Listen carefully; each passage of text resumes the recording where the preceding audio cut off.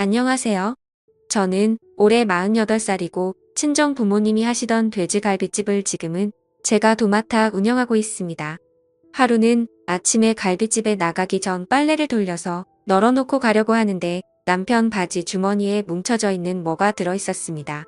그래서 저는 남편이 또 휴지를 주머니에 넣고 안 뺐나 싶어 주머니에 든 것을 빼보니 그것은 휴지가 아니라 생전 처음 보는 남자 속옷이었습니다.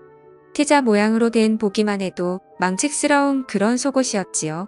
저는 그런 속옷은 평생 사본 적도 구경한 적도 없는데 그런 이상한 속옷이 남편 바지 주머니에서 나오니 기가 막히더라고요. 그런 것이 바지 주머니에 들어있었다는 것은 남편이 나 몰래 넣어뒀다가 깜빡하고 그대로 둔 모양인데 그 상황은 아무리 좋게 생각해도 내가 안 보는 다른 곳에서 입었다고밖에 생각이 들지 않았습니다.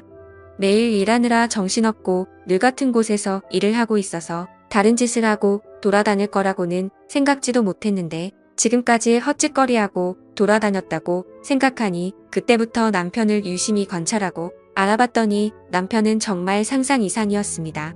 저는 대학생 때부터 부모님 가게에서 부모님을 도우며 일을 했고요. 남편은 원래 중소기업에서 일을 했는데 회사 사정이 안 좋아지면서 회사를 그만두고 친정 부모님이 하시는 돼지갈비집에서 저와 함께 일을 하게 되었습니다. 그리고 우리 두 사람이 손발이 맞아 부모님 없이도 돼지갈비집을 운영할 수 있게 됐을 즈음 부모님은 일을 그만두시고 한 달에 수익금에 얼마를 드리기로 하고 저와 남편이 완전히 도맡아서 하기로 했습니다. 열심히 하는 만큼 돌아오니 남편과 저는 정말 열심히 일했습니다. 열심히 일한 만큼 갈비집의 단골도 많아져서 점점 자리를 잡아갔습니다. 저는 그 속옷을 발견하기 전까지 남편이 식당에 열심히 하고 다른 데는 눈도 안 돌리는 줄 알았습니다. 지금까지 단 한 번도 외박한 적 없었습니다. 누구처럼 상가집에 간다고 밤을 새고 들어온 적도 없고요. 다른 사람처럼 출장을 가야 하는 직장이 있는 것도 아니, 저는 그냥 믿었습니다. 남편이 자리를 비우는 시간이라고 해봐야 손님이 뜸한 시간 사우나 하러 간다고 나갔다 오는 것이 전부였는데 그것도 3시간을 넘기지 않으니 손님 없을 때는 돈까지 쥐어줘 가면서 몸 풀고 오라고 했지요. 그런데 남편 바지에서 그런 게 나온 걸 보니 지금까지 다니던 곳이 사우나가 아닌 모양이었습니다. 바지 안에 둘둘 말린 속옷을 발견한 후에 저는 남편 카드 내역과 전화기를 확인했습니다. 카드 내역에는 별다른 것을 확인 못했습니다. 늘 현금 결제하는 모양이었습니다. 전화기 열어봤지요. 전화기에 여자랑 주고받은 문자나 이상해 보이는 통화 내역은 없었고요. 어디 예약이 되었다는 문자가 있었습니다. 보통 남편이 자리를 비우는 그 시간이더군요. 처음에 저는 사우나인 줄 알았습니다. 요즘은 사우나도 예약을 하고 들어가나 보다 했는데 느낌이 싸해서 전화를 걸어보니 마사지샵이라고 하더라고요. 그래서 저는 감성 마사지샵이 뭔가 싶어 순진하게도 저기 거기 마사지샵인가요? 무슨 마사지를 해주는 곳이에요? 물었지요. 그랬더니 전화 받는 사람이 제가 마사지 받으려고 전화한 게 아니라는 걸 알라차렸는지 아주 사무적인 말투로 네 여기는 경남 아로마 마사지예요 하더군요. 그래서 제가 또 순진하게도 거기 혹시 옷 안 걸치고 이상한 속옷 입고 하는 데인가요? 하고 물었지요. 그랬더니 상대방이 짜증 섞인 소리로 예약 잡으실 건가요? 했습니다. 그래서 저는 아니라고 나중에 다시 전화하겠다고 전화를 끊었습니다. 그냥 전화해서 물어봤을 뿐인데 꼭 도둑질이라도 하다가 들킨 것처럼 괜히 제 심장이 쿵쾅거리더라고요. 남편이 마사지샵에 예약이 잡혔다는 문자를 보니 거의 일주일에 한 번 꼴이었습니다. 주로 가는 곳이 제가 전화한 곳이었고 다른 곳도 돌아가면서 마사지를 받으러 갔더라고요. 저는 그 마사지샵이 여자들 얼굴 마사지하듯 그런 곳인지 정말 이상한 짓까지 하는 곳인지 알 수가 없었지요. 어떻게 알아볼까 고민하다가 근처에 호프집을 하는 젊은 사장이 있는데 친구들하고 우리 집에 자주 오기도 하고 오래전부터 누님 하면서 잘 따르기도 해서 호프집 사장한테 가서 한번 물어봤지요. 내가 요새 몸이 너무 피곤해서 마사지샵 가서 마사지 한번 받아볼까 싶은데 어디가 좋아? 집에 전단지 온 거 보니까 감성 마사지 어쩌고 하는 게 있던데 거기 한번 가볼까? 감성이니까 좋은 음악도 틀어주고 분위기도 괜찮을 것 같은데. 그랬더니 그 호프집 동생이 두 손을 허공에 휘저으면서 아이고 누님 뭐 그런 데를 가시려고 해요. 그런데 100% 이상한 마사지 하는 데예요. 누님처럼 몸이 뻐근하다고 가는 데가 아니에요. 하더군요. 그래서 저는 그래 어떤 데인데 가봤어? 하고 물었지요. 그랬더니 아니 제가 꼭 가봤다기보다는요. 제 친구놈들이 그런데 들락거리는 놈들이 많거든요. 제가 절대 가봐서 아는 게 아니고요. 저도 들어서 아는 거예요. 그런데 마사지샵 이름 내걸고 하는 데 있잖아요. 그게 대부분 불법 업소라고 보시면 돼요. 아주 극히 드물게 커플들이 같이 가는 마사지샵이 있기는 한데요. 그런 거는 저기 홍대 같은데 그런데 극히 몇 군데 있고요. 나머지는 다 비슷비슷해요. 이름은 전통 마사지, 아로마 마사지, 감성 마사지 뭐 다양한데요. 특히 이거 감성 이거는 진짜 할 거 다 한다고 보시면 되는데요. 감성 중에서도 끝에 빨간색 하트 표시 있는 전단지 있죠. 그런 거는 그냥 뭐 그런 데예요. 제가 누님한테 설명하기 민망하니까 자세히 설명은 안 할게요. 그런데 이 정도로만 말씀드려도 다 아시죠? 남자한테는 여자 마사지사가 붙고요. 여자한테는 남자 마사지사가 붙는데요. 뭐 더 말 안 해도 알겠죠? 아무튼 이런 데는 주로 일회용 속옷을 주거든요. 내가 누님 앞에서 이런 용어를 써도 되는지 모르겠는데 그 티자 있잖아요? 하길래 저는 남편 바지에서 나온 티자가 생각이 나서 순간 깜짝 놀라면서 뭐 했더니 역시 누님한테 이런 얘기하면 안 되는 건데 너무 놀라셨죠? 제가 누님 앞에서 너무 자세하게 얘기를 했나 봐요. 암튼 그렇습니다. 하고 얘기를 마치려고 하기에 아니야 계속 얘기해봐. 그래서 그런 걸 주고 어떻게 하는데? 하고 물었더니 아니 제가 직접 가본 게 아니라서 자세히는 잘 모르고요. 어쨌든 그런 거 일회용 속옷 같은 거 주거든요. 부담스러우면 안 갈아입어도 돼요. 그런데 꼭 갈아입는 이상한 취향인 인간들 있어요. 하긴 거기 가는 게 다 그런 사람들이 가는 거겠지만 어쨌든 보통 마사지 하면 1시간에 7만 원 정도 하는 데도 있고 1시간에 10만 원 하는 데도 있는데요. 금액이 올라가면 올라갈수록 서비스가 좀 높아진다고 생각하시면 되고요. 마사지 하는 사람들 옷차림도 금액이 높아지면 높아질수록 별로 걸치고 있는 게 없다. 이렇게 보시면 됩니다. 그러니까 그런 데 가시면 안 되고요. 정말 몸이 찌뿌둥하시면 한의원에 이런 거 있잖아요.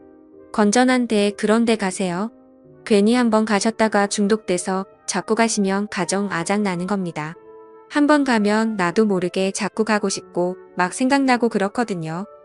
물론 제가 가봐서 그렇다는 것은 아닙니다. 다 들은 겁니다. 절대 직접 가본 게 아니고요. 그러니까 저를 이상한 놈으로 취급하시면 안 됩니다. 누님 그래서 저는 잘 알겠다고 저는 마사지샵에는 못 가겠다고 집에서 혼자 발 마사지나 해야겠다고 하고 나왔지요. 호프집 동생 앞에서는 아무렇지도 않은 척했지만 돌아서 나오는데 머리가 핑 돌면서 현기증이 나더라고요. 피곤하다고 해서 좀 쉬었다 오라고 내보냈더니 밖에서 그런 짓을 하고 다닐 줄은 꿈에도 몰랐고요. 저는 그런 이상한 짓은 술집이나 가야 그런 줄 알았는데 술 안 마시고 멀쩡한 정신으로도 저런 데를 갈 수 있다는 것이 신기할 뿐이었습니다. 그런데 뭔가 좀 이상하다는 생각이 들었습니다. 남편은 거의 매일 바람 좀 쐬고 오겠다며 점심시간이 끝나고 난 뒤 밖에 나갔다 오는데 마사지샵에 가는 건 일주일에 한 번 정도였습니다. 그렇다면 다른 날은 어디로 가는 거지? 라는 생각이 들더라고요. 이 인간이 도대체 무슨 짓거리를 하고 돌아다니는지는 눈으로 직접 봐야겠다 싶더라고요. 직접 미행할 수 있는 여건은 안 되고 해서 저는 심부름센터라도 연락을 해봐야 하나 어쩌나 하고 있다가 길 건너의 커피숍의 바리스타로 일하는 사람이 남편이 바람이 나서 헤어졌다는 소리를 들어서 저는 그 동생한테 찾아가서 좀 알아봤지요. 그래서 그 동생한테는 솔직하게 얘기했지요. 남편이 요새 좀 이상한 것 같다고 매일 나가면 두어 시간씩 자리를 비우는데 그냥 바람 쐬러 가는 것 같지 않다고 하니 사장님 그게 100% 바람이에요. 하더군요. 사장님 남자들은요 밖에 여자 없으면 절대로 그렇게 부지런 떨면서 안 나갑니다. 무슨 목적이 있으니까 나가는 거예요. 제가 이혼한 그 새끼도 그랬어요. 제가 만났을 때는 주말에는 소파에 들어 누워서 하루 종일 리모컨만 돌리고 있더니 바람이 나니까 주말에도 새벽같이 일어나서 기어나가더라고요. 그리고 더럽게 안 씻던 인간이 얼마나 자주 씻어대는지요. 피부 벗겨지는 줄 알았잖아요. 밖으로 자꾸 나가고 깔끔 떨고 하는 데는 다 그만한 이유가 있는 거예요. 사장님 남편도 자꾸 밖으로 싸돌아다니는 거 보니 죄송해요. 바람난 것들은 다 똑같은 것들이라서 저도 모르게 말이 막 나왔어요. 어쨌든 사장님 남편도 제가 보기에는 바람났어요. 어떤 년인지 때려잡으세요 하더군요. 그래서 제가 내 눈으로 확인을 해보고 싶은데 내가 식당을 비우기가 좀 그래서 미행할 수가 없는데 무슨 좋은 방법 있냐고 물었죠. 그랬더니 바리스타 동생이 하는 말이 아유 사장님 지금이 무슨 70년대예요? 바람난 거 잡으러 미행하러 다니게요? 휴대폰에 어플만 깔면 다 들리고 다 보이는데 뭐하러 그런 고생을 해요? 뭘 하고 싶으세요? 어디 가는지 위치 추적을 하고 싶으세요? 아니면 통화 내용을 듣고 싶으세요? 두 개 다 하고 싶으세요? 그러면 두 개 다 깔아드릴게요. 위치 추적해서 어디서 어디로 이동하는지 실시간으로 확인할 수 있는 거 하고 어플 깔아서 전화통화 문자 내용 바로바로 확인할 수 있게 해드릴게요. 분명히 여자 있어요. 잡아서 머리채 한번 뜯어버리세요. 그리고 증거 잡아서 소송해버리세요. 제가 잡아 족치니 여자는 워낙 독종이라 제가 소송한다고 해도 눈도 깜짝 안 했는데요. 대부분 소송한다고 하면 벌벌 떨거든요. 특히 남편 있는 것들이 남의 남자하고 바람이 나면 남편 뒤에 들어갈까 애들 뒤에 들어갈까 싶어서 바짝 조니까 어떤 년인지 잡아서 족치세요. 증거 다 모일 때까지는 절대 아는 척 마시고요. 잘못 내색하면 쉽게 증거 모을 수 있는 게 완전히 다 막히는 수가 있거든요. 그러니까 남편한테도 평소 하던 대로 하시고요. 조용히 증거만 모으세요. 그리고 제가 얘기를 듣다 보니 촉이 와서 그러는 건데요. 하루에 2시간 정도 비운다고 하셨죠. 그러면 99%이 근처 사는 연일 수도 있어요. 엄청 가까이 살고 사장님도 아는 사람일 수 있으니까 어떤 경우에도 너무 충격받지 마시고 마음 단단히 잡고 계세요. 주로 자주 만나고 잘하는 것들이 바람나더라고요. 제가 이혼한 그놈은 같은 회사 여자하고 바람났잖아요. 아마 사장님 남편도 주변 사람일 것 같아요. 했습니다. 그 외에도 바리스타 하는 동생이 자기가 경험한 얘기와 함께 남편하고 바람난 여자를 만나면 어떻게 해야 하는지 등등 여러 가지 얘기를 해주더라고요. 그래서 저는 바리스타 동생이 가르쳐준 대로 집 컴퓨터에 로그인되어 있는 컴퓨터 계정으로 들어가서 위치 추적 내 전화기 찾기 설정해 놓았고요. 실시간 전화통화 내용, 문자 내용 확인할 수 있는 앱도 남편 전화기에 깔아두었습니다. 그렇게 일주일 바짝 신경을 곤두세우고 알아본 결과 남편은 일주일에 한 번은 변태 마사지를 하러 갔고 나머지는 웬 여자와 연락을 주고받았는데 연락을 주고받은 여자가 한 명이 아니라 2명이더군요. 하나는 근처 꽃집 하면서 혼자 사는 여자고요. 한 사람은 화장품 가게 하는 나이 많은 여자였습니다. 2사람 다 제가 아는 사람이고요. 얘기 주고받는 걸 보니 이 세 인간 모두 제정신이 아닌 것 같았습니다. 화장품 가게 하는 늙은 여자는 제가 알기로 남편보다 3살이나 많은데 남편은 경희야 하고 이름을 불렀고 그 여자는 남편한테 오빠야 했습니다. 그 소리를 듣는데 하도 기가 막히고 어이가 없어서 저도 모르게 웃음이 나오더라고요. 나이 먹었으면 나이 먹은 값을 해야지. 얼마나 잘 보이고 싶었으면 3살이나 어린 남자한테 오빠야 하면서 오만 콧소리를 다 내는지 인생 진짜 힘들게 산다 싶더군요. 그와 반대로 꽃집 파는 여자는 남편보다 5살이나 어린 여자인데 이 여자는 남편한테 여보하고 부르더라고요. 그 여자는 남편하고 둘이 모인 모텔에 들락거렸습니다. 위치 추적되는 걸 보니까 정확히 모텔이라고 찍히더라고요. 가만히 앉아서 내 손바닥 보듯 움직이는 걸 보고 있으니 신기할 따름이었지요. 꽃가게는 어떻게 하고 가나 싶어서 그 시간에 꽃가게로 가보니 외출 중 팻말을 걸어놓고 갔더라고요. 이 여자의 꽃가게는 일주일에 적어도 한 번 어떨 땐 2번까지 외출 중이 걸려 있었습니다. 반면에 화장품 가게 하는 여자하고는 모텔에 드나들지 않았습니다. 남편보다는 그 여자가 남편을 더 좋아하는 눈치였고 2사람은 옷가게 안에서 나름의 데이트를 즐기는 듯했습니다. 갈비집이 안정적으로 자리 잡고 먹고 살만해서 그러는 것인지 아니면 원래 여자를 엄청 좋아하는 인간인데 제가 그걸 모르고 살았던 것인지는 모르겠지만 어쨌든 남편은 여자를 만나랴 마사지 받으러 다니랴 일주일이 엄청 바쁜 사람이었습니다. 참 대단하다 싶더군요.